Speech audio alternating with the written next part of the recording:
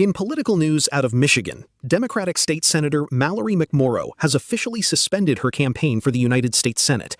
McMorrow made the announcement on Sunday, citing lagging poll numbers and a lack of campaign funds compared to her opponents.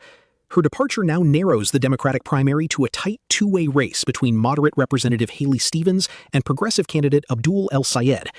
McMorrow did not endorse either candidate, but promised to support the eventual nominee.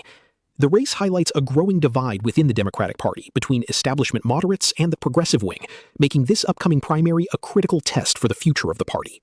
A recent investigation reveals that the Equal Employment Opportunity Commission abruptly dropped multiple civil rights cases under the Trump administration.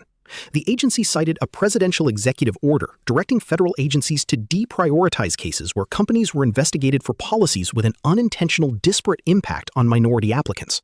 As a result, discrimination cases have been abandoned across several departments, including education, housing, trade, and justice.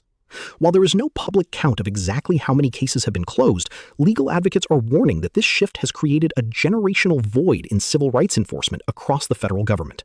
The Trump administration is currently rolling back more than 36 firearms regulations, according to recent reports.